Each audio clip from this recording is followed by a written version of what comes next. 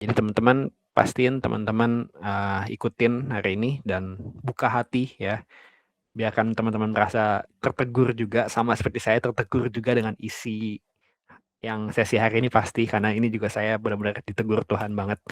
Ya, ini saya buka cerita begini teman-teman, ada cerita bagus tentang doa, ada cerita bagus sebentar, sorry. Ada cerita bagus tentang doa,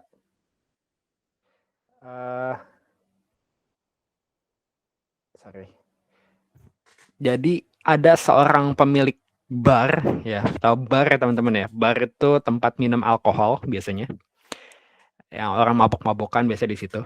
Nah, ada seorang pemilik bar ya di satu kota gitu. Nah, itu bar tuh penuh dengan alkohol. Wah, bandar narkoba di situ semua tuh di situ tuh. Nah, terus ada pendeta di dekat bar itu. Nah, dia sama jemaat gerejanya bilang, wah ini bar ini nggak bener nih. Bar ini nggak bener nih. Yuk kita doain supaya Tuhan bisa tutup bar ini. Nah, mereka doain terus setiap ibadah doain tuh. Nah, tiba-tiba satu hari petir nyamber satu bar itu habis langsung sama petir, brak gitu, langsung hancur bar. Nah, tapi menarik ya. Nah, menariknya pemilik bar ini nuntut gereja ini ke polisi. Ya, nuntut gereja ini ke polisi. Bilang, gara-gara gereja ini doain bar saya supaya tutup. Jadi Tuhan nyamber petir ke bar saya. Nah, pemilik barnya ngomong itu, ateis nih ya. Tuhan jadi nyamber petir gara-gara gerejanya doain bar saya supaya tutup terus. Nah, tapi pendetanya pas dibilang begitu depan hakim, pendetanya malah bilang, memang kita doain, tapi kita nggak menyangka doa kita seefektif itu.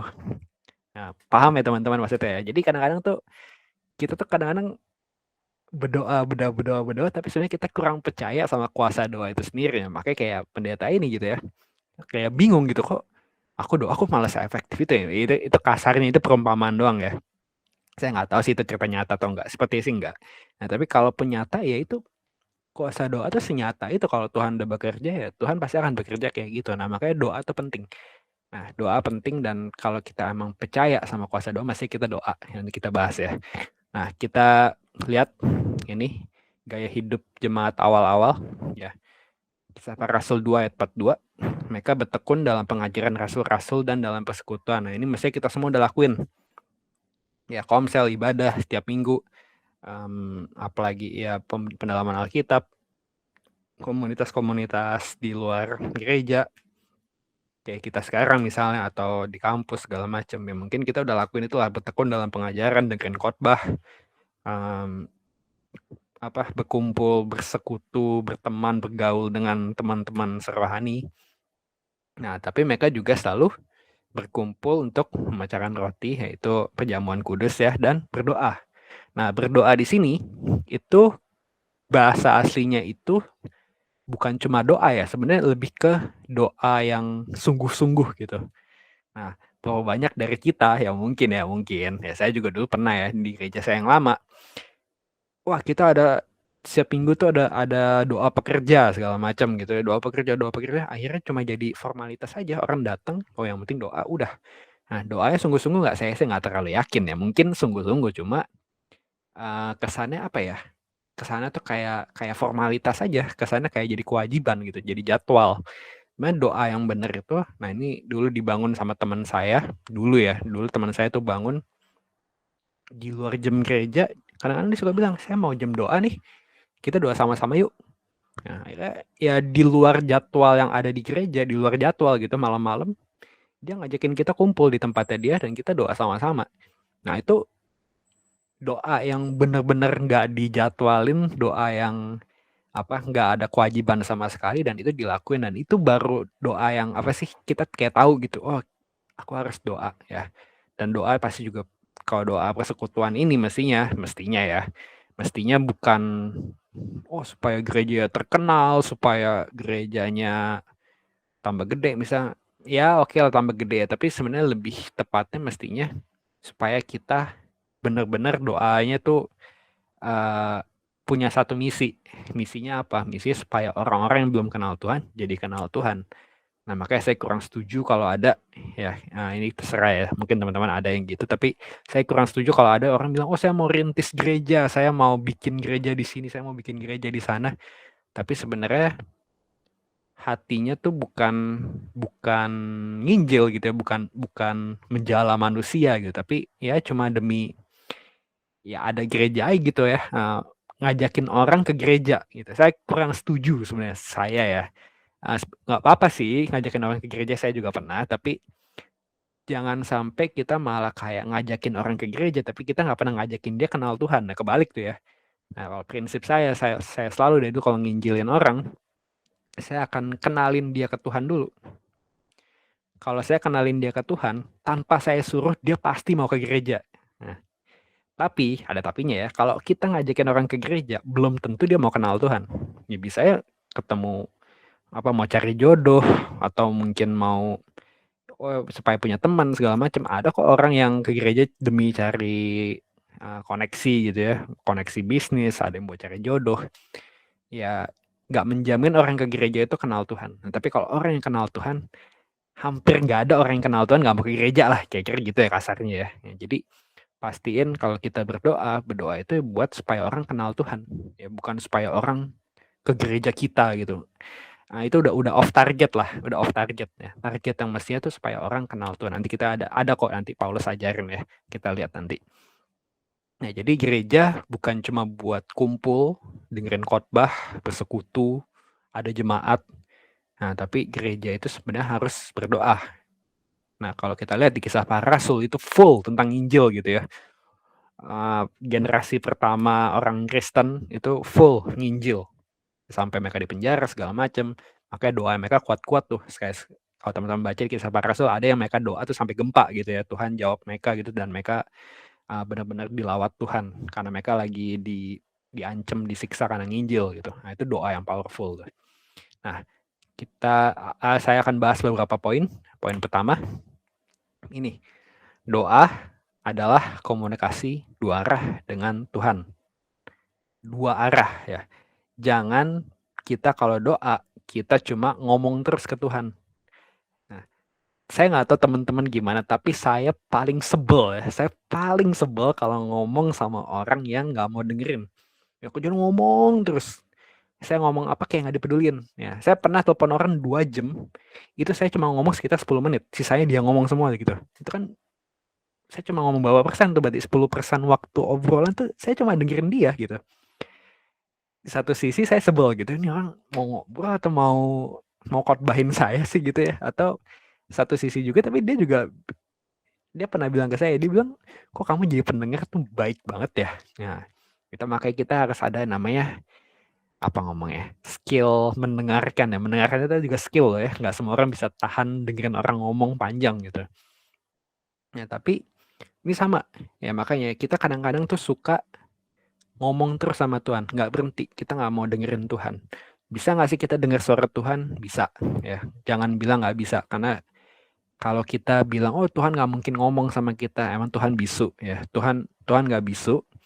Tuhan bisa ngomong sama kita, pastinya harus diuji dengan firman Tuhan lah ya. Nah, ada beberapa orang dengar suara Tuhan.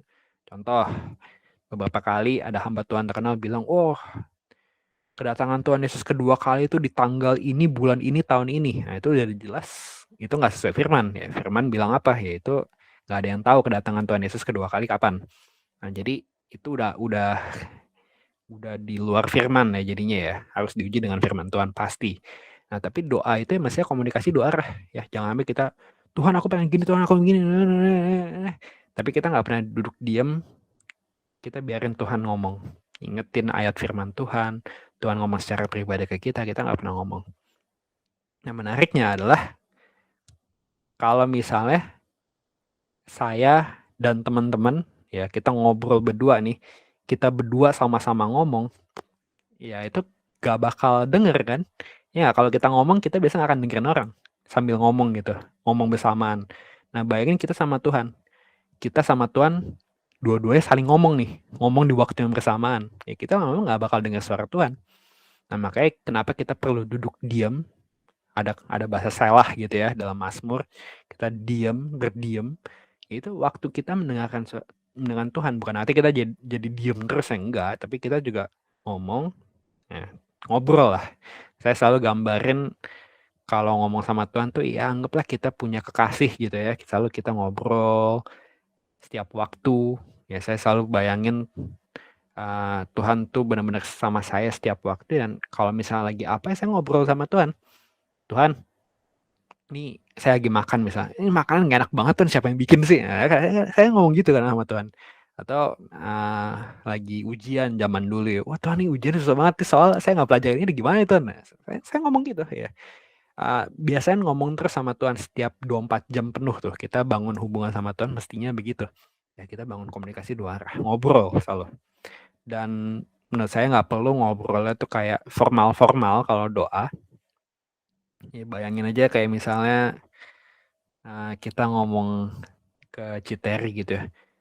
Citeri, betapa cantiknya dirimu. Aduh, jadi kan kayak kita ngomong sama Tuhan kan kayak formal banget gitu. Ya, kayak formal banget.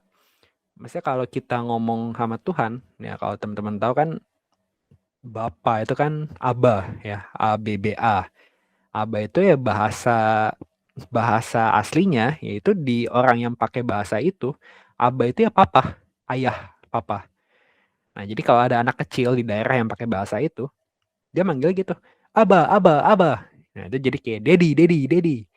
Nah, papa, papa, papa. Nah, kayak gitu. Maksudnya jadi panggilan sayang. Masa kita ngomong sama orang yang kita sayang kayak formal banget gitu kan? Enggak banget lah ya, enggak banget lah itu. Jadi kita ngomong sama Tuhan, ya mestinya ya kayak ngomong kayak gini aja, ngobrol gitu ya, anak kusyuk intim segala macam. Oke, jadi doa itu komunikasi dua arah dengan Tuhan. Nah, Efesus 6 ayat 18 versi bahasa Indonesia masa kini.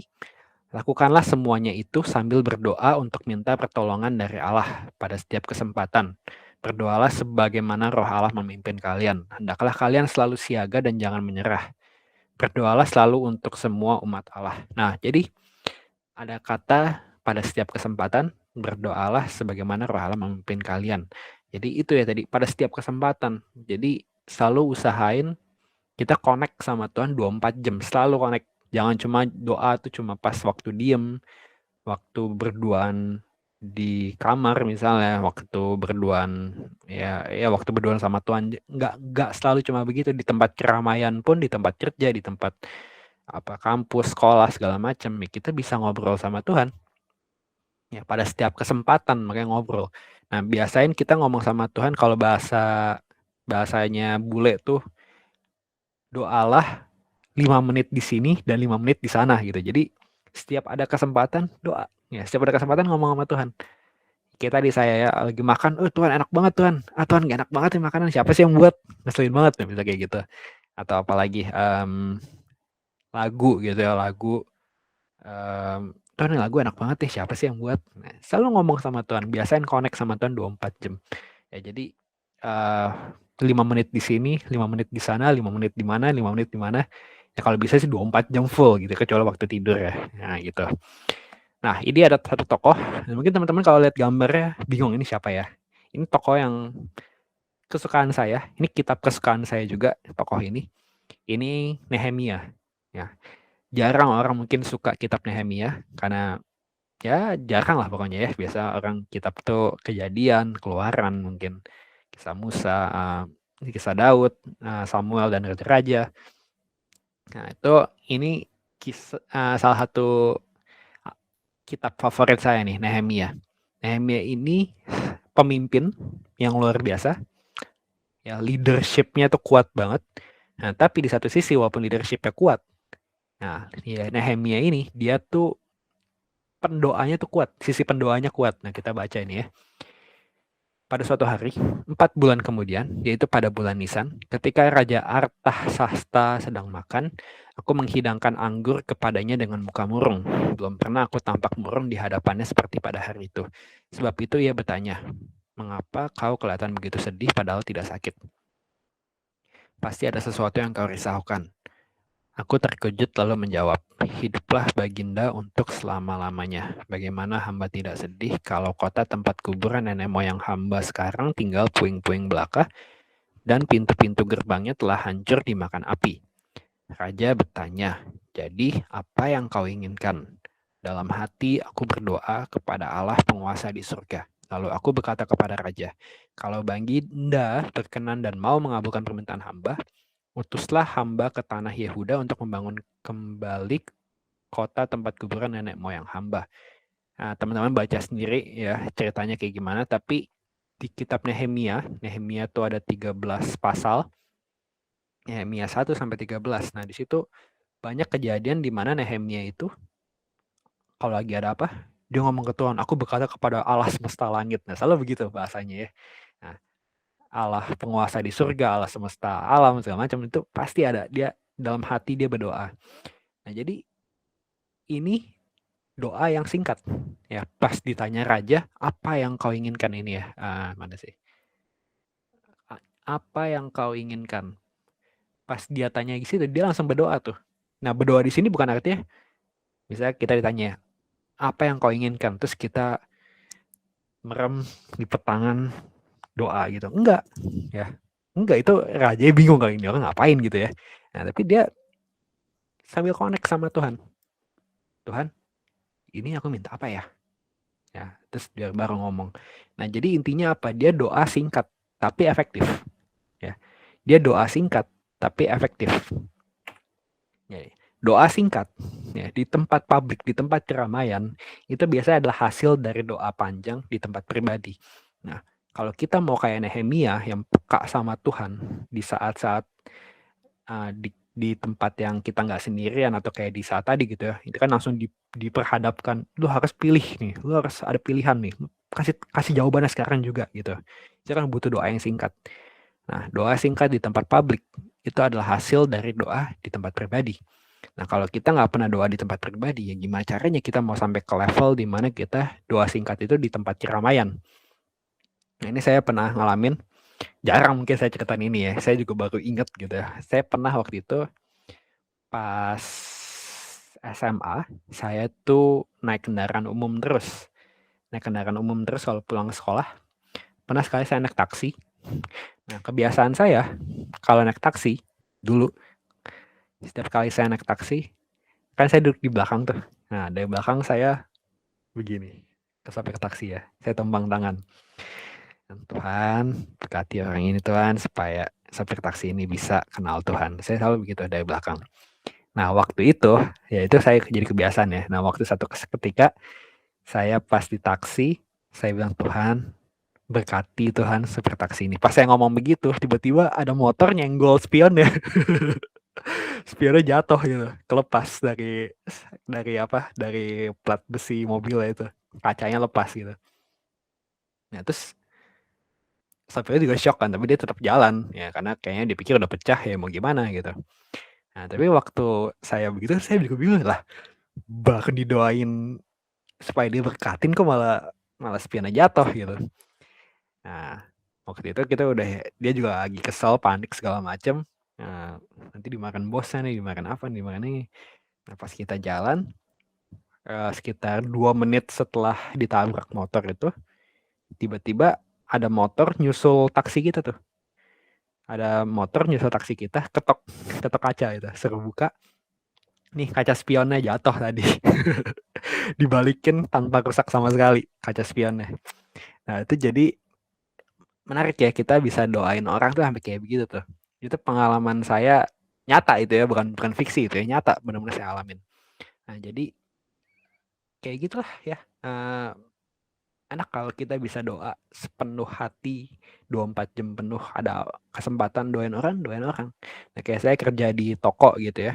Saya biasain sebisa saya, kadang-kadang lupa sih ya kalau sibuk ya, tapi saya biasain sebisa saya setiap kali ada pelanggan yang datang, saya doa, "Tuhan, biarkan orang ini jadi mengikut Kristus," gitu. Ya, saya biasain begitu.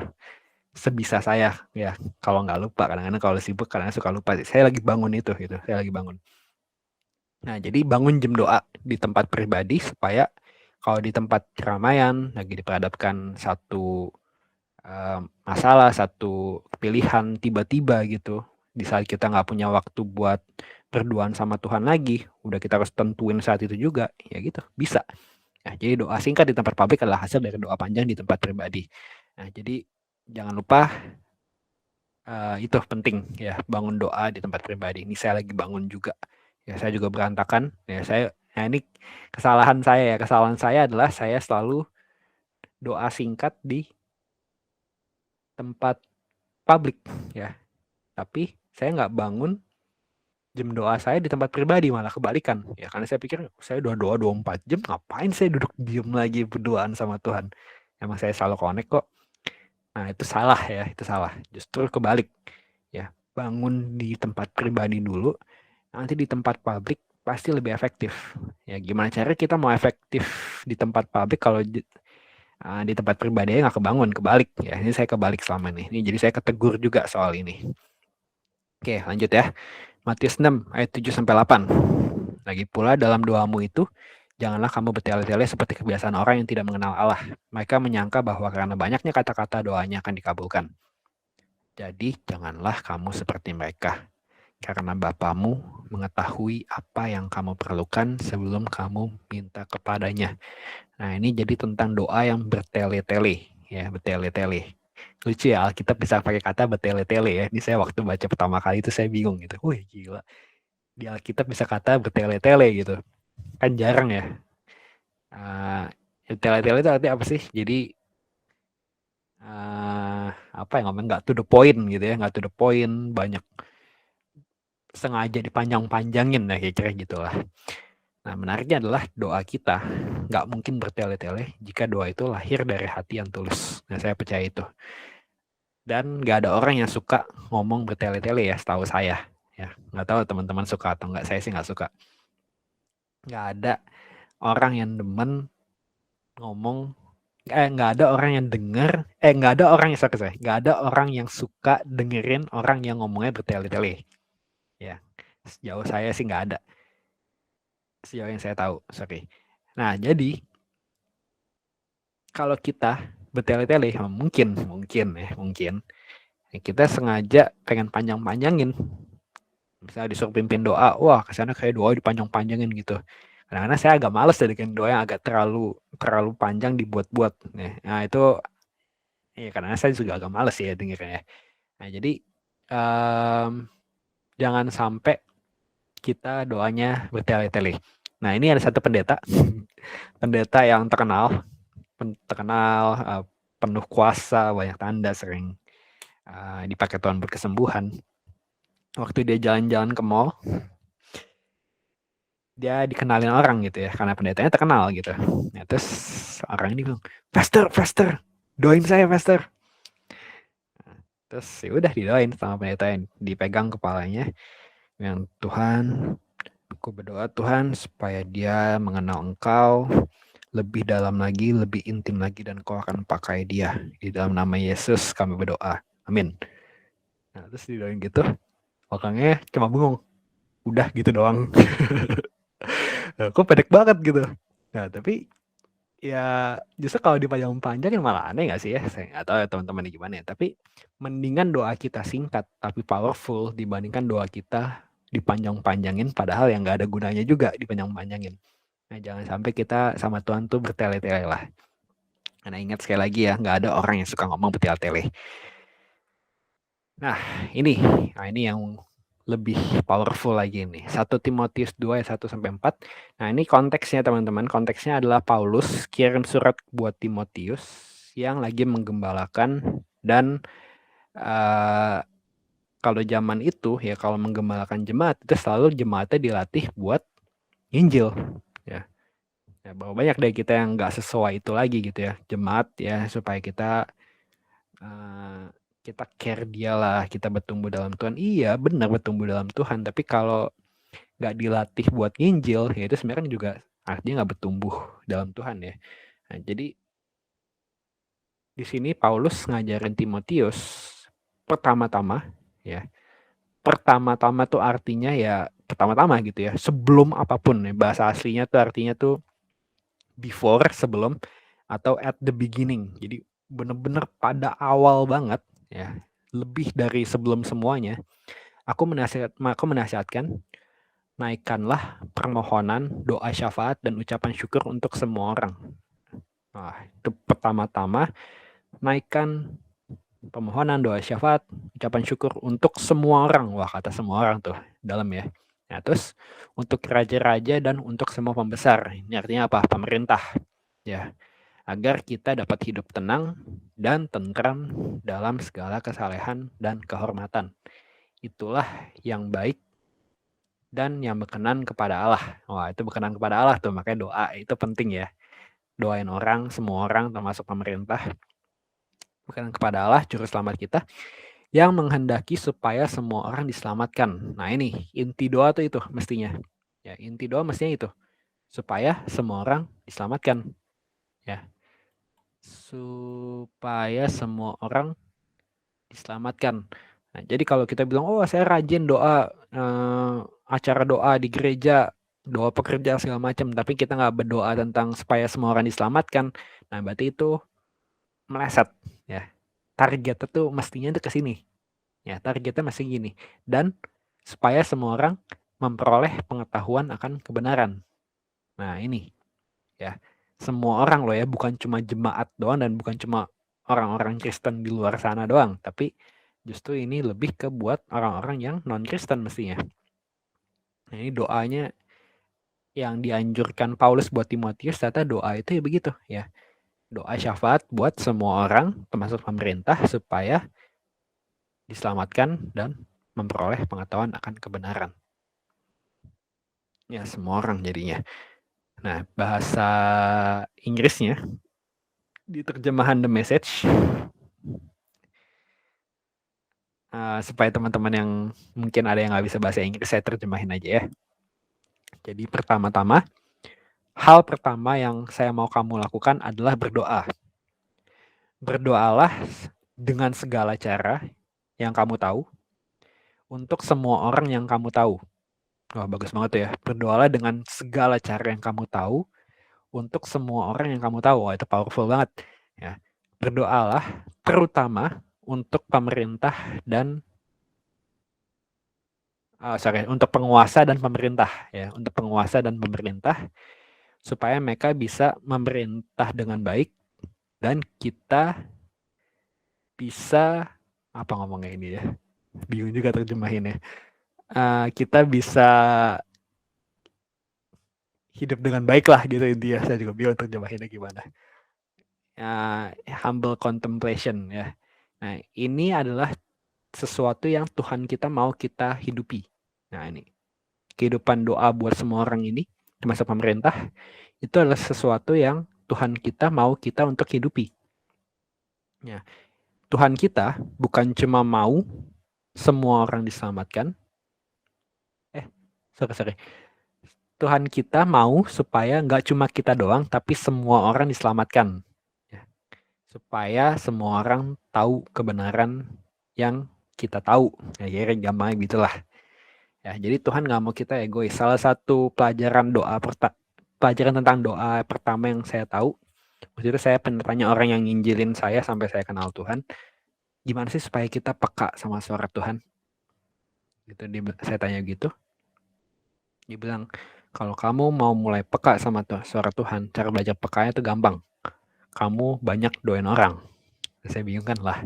Udah gitu doang gitu. Iya, doain. Tuhan mau ngomong apa buat orang ini gitu. Kenapa? Karena banyak dari kita doanya cukup egois. Ya, semua serba kita. Tuhan, hidupku bakal gimana Tuhan? Tuhan, aku harus ambil keputusan apa? Semua serba aku gitu ya. Tapi kita jarang doain orang lain. Kebanyakan justru sejauh pengalaman saya ya, bukan jadi doktrin, tapi pengalaman saya pribadi, mendoakan orang itu lebih mudah ya, lebih mudah. Gimana ngomongnya? Lebih mudah Tuhan menyampaikan pesan lewat kita untuk orang lain dibandingkan Tuhan menyampaikan pesan untuk kita. Kesana begitu gitu. Nggak tahu kenapa ya, mungkin juga karena kita tahu hidup kita banyak pertimbangan segala macam, itu menghalangi suara Tuhan tuh. Nah, tapi kalau orang lain kadang-kadang kita nggak tahu hidupnya kayak gimana. Ya kadang kalau kita dapat apa dari Tuhan, ya sampein aja gitu. Walaupun kita nggak tahu hidupnya kayak gimana ya. Nah, tapi Karena kalau kita udah biasa doain orang, dapat dari Tuhan, terus dikeluarin, dapat dari Tuhan dikeluarin. Nah, pasti itu lama-lama juga melatih kepekaan kita secara pribadi. Nanti hidup kita secara pribadi pasti juga ngefek tuh ya. Makanya Tuhan nggak mau kita jadi orang yang egois, cuma doa buat diri kita sendiri. Kita juga harus doa buat orang lain. Ya, itu penting. Nah, saya akan tutup dengan 2 hal. Ya, tadi teman-teman nanti kita ulang lagi ya nanti ya. Tapi closingnya ada 2 yang menurut saya penting. Bukti bahwa kita percayakan kuasa doa adalah dengan kita benar-benar berdoa. Nah, waktu itu saya ngomong ini ke siapa ya? Ke Citeri kalau nggak salah ya, Ter ya. Kayaknya saya ngomongin ke Citeri. Waktu itu pernah kita ngadepin satu orang gitu ya, satu orang yang saya juga angkat tangan gitu, udah nggak tahu mau ngapain. Nah, itu waktu itu pas kita ngomongin anak ini kita harus gimana ya? Terus saya bilang ke Citeri waktu itu, kita kayaknya nggak pernah doain dia ya. Ya kerja kita tuh cuma komplain terus, tapi kita nggak pernah doain dia gitu. Ya doain sih doain, tapi nggak yang doain gimana-gimana banget. Nah, kenapa kita nggak doain dia? Karena ya secara nggak langsung kita percaya, ya kalau kita doain juga nggak akan berubah kok. Ya ngapain kita doain? Kan kesana kita ngomongnya begitu gitu. Secara kita nggak sadar. Makanya bukti kita percaya sama kuasa doa itu ya dengan cara kita benar-benar lakuin doanya gitu. Kalau kita nggak doain, kita nggak benar-benar lakuin doa, berarti kita secara nggak langsung kita bilang kita nggak percaya sama kuasa doa. Paham nggak sih teman-teman? Jadi kalau emang percaya sama kuasa doa pasti lakuin dah. Nah, kalau ada di antara kita yang males bangun jam doa, ya berarti kita pun juga merasanya itu kan. Kita merasanya ya doa juga kita doa sama enggak ya juga ya gimana ya sama aja sih. Jadi ngapain aku bangun jam doa segala macam. Nah ini masalah manusia termasuk masalah saya loh ya. Saya bukan so jago nih, saya ngaku.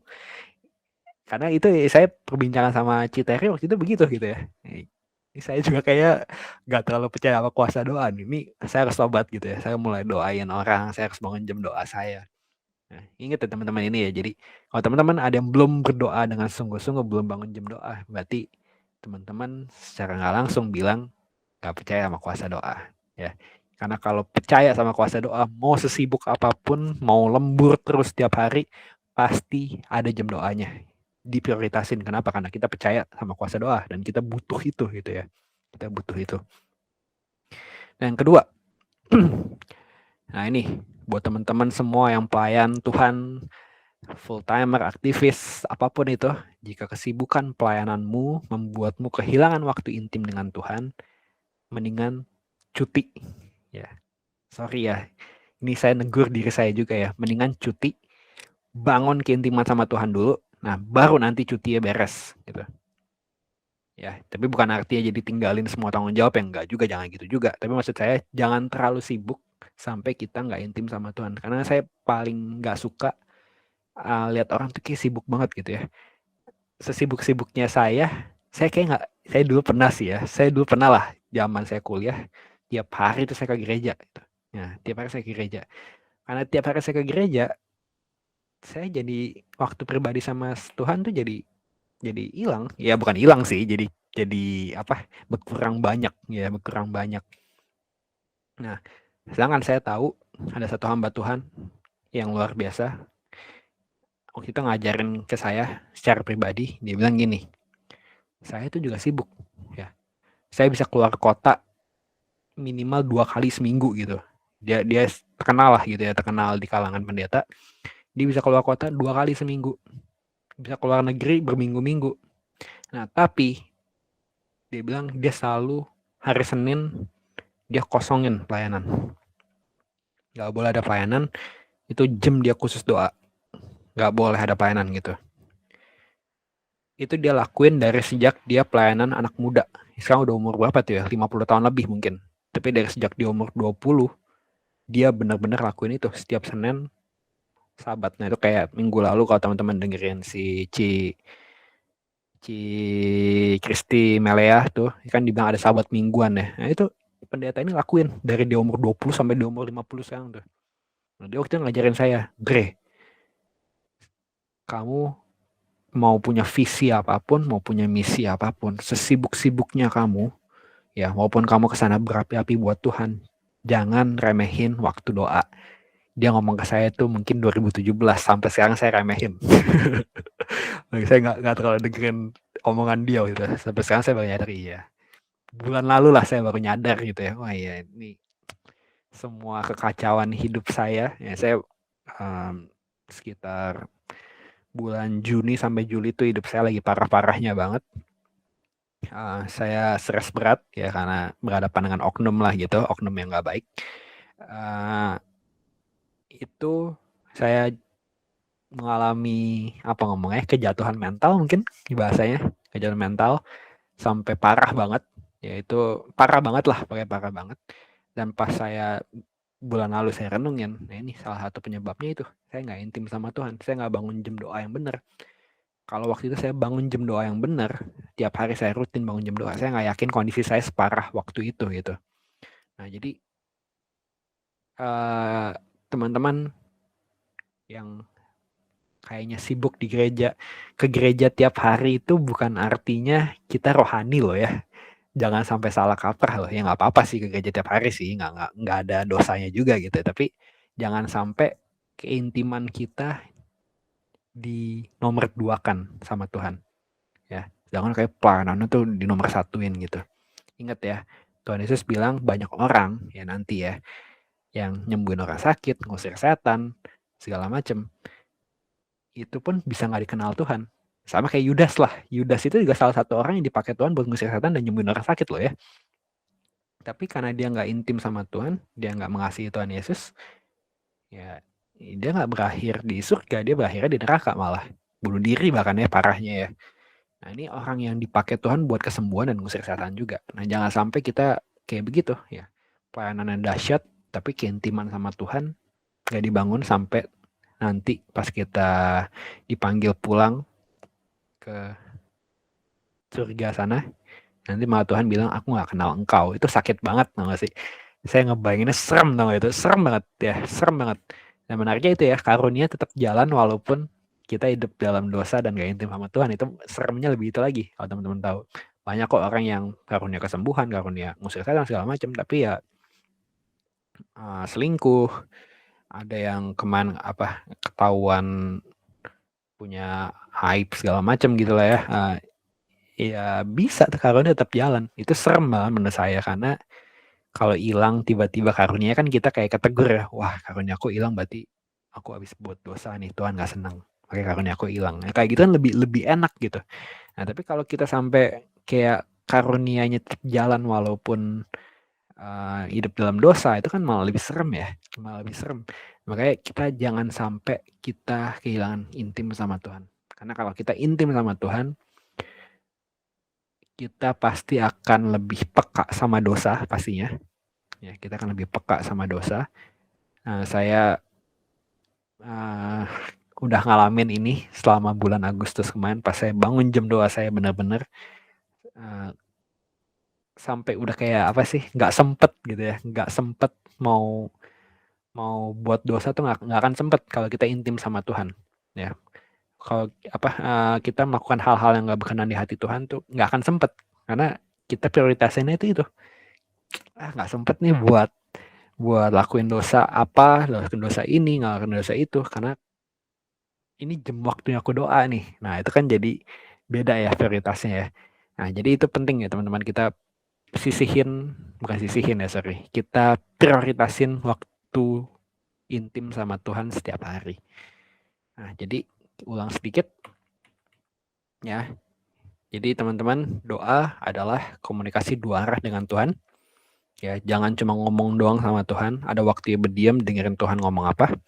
Ya, jangan jadi orang yang suka ngomong sendiri tapi nggak mau dengerin orang. Ya, menurut saya teman-teman juga nggak ada yang suka sama orang kayak gitu ya, yang ngomong sendiri.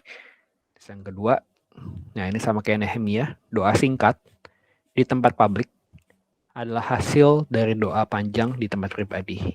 Ya, jadi supaya semua keputusan kita, kalau misalnya ada keputusan yang harus kita ambil secara mendadak, kita mau doa singkat, peka sama Tuhan, ya kita bangun dari doa panjang di tempat pribadi sama Tuhan. Nah, lalu doa kita nggak mungkin bertele-tele jika doa itu lahir dari hati yang tulus. Ya, jangan sengaja dipanjang-panjangin. Lebih baik doa singkat tapi powerful dibandingkan doa panjang-panjang padahal nggak jelas arahnya kemana. Terus ini ya, berdoalah supaya semua orang diselamatkan dan memperoleh pengetahuan akan kebenaran. Nginjil, ya. Berdoa supaya orang benar-benar kenal Tuhan, intinya gitulah. Kenal Tuhan dan jadi pengikut Kristus yang sejati. Karena itu yang baik dan yang berkenan kepada Allah. Dan ini ya, bukti bahwa kita percaya akan kuasa doa adalah dengan kita benar-benar berdoa. Kalau teman-teman gak prioritasin waktu buat berdoa, gak prioritasin waktu buat intim sama Tuhan, ya berarti emang kita gak percaya sama kuasa doa. Ya. Lalu, ini teguran buat semua pelayan Tuhan, termasuk saya sendiri. Teguran buat kita semua. Jika kesibukan melayani membuat kita kehilangan waktu intim sama Tuhan, hentikanlah pelayananmu sementara, bangun keintiman dengan Tuhan, baru lanjutkan pelayanan lagi. Jadi pastiin teman-teman dan saya juga ya, pastiin Anda dan saya itu kita ingetin buat kita intim sama Tuhan. Lebih baik, sekali lagi lebih baik intim sama Tuhan tapi pelayanannya nggak seberapa dibandingkan pelayanannya hebat tapi nggak pernah intim sama Tuhan. Ya, karena kalau orang yang intim sama Tuhan, pelayanannya juga menurut saya nggak mungkin biasa-biasa aja. Pasti nanti pelayanannya juga makin wow. Oke, yuk kita berdoa. Tuhan, terima kasih Tuhan atas kesempatan kami bisa diingatkan lagi Tuhan hari ini. Kami diingatkan pentingnya bangun waktu intim dengan Engkau. Kami mau sadar Tuhan kalau kami terkadang kami nggak lakuin ini, kami nggak bangun keintiman dengan Engkau karena kami sibuk dengan pekerjaan kami terus-terusan. Ya, kami nggak mau Tuhan kasih Engkau waktu sisa, tapi kami mau memprioritaskan hubungan kami dengan Engkau lebih dari segalanya. Kalau ada hal yang bikin kami nggak intim dengan Engkau, hal yang merebut keintiman kami dengan Engkau, ya biarkan kami tahu Tuhan bahwa itu harus kami singkirkan karena kami nggak mau ada hal yang mengganggu hubungan kami dengan Engkau. Biarkan kami bisa mengatur waktu kami dengan baik juga, nggak cuma intim sama Tuhan tapi mengabaikan tanggung jawab kami yang lainnya. Ya biarkan kami bisa ngatur waktu dengan baik Tuhan, tapi yang penting Tuhan biarkan kami benar-benar Tuhan kami prioritasin hubungan kami dengan Engkau lebih dari apapun.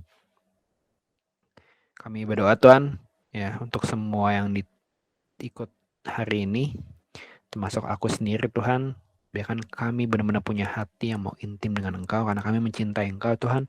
Bukti kami mencintai Engkau adalah kami nggak tahan jauh dari Engkau sedikit aja Tuhan. Kami udah nggak tahan.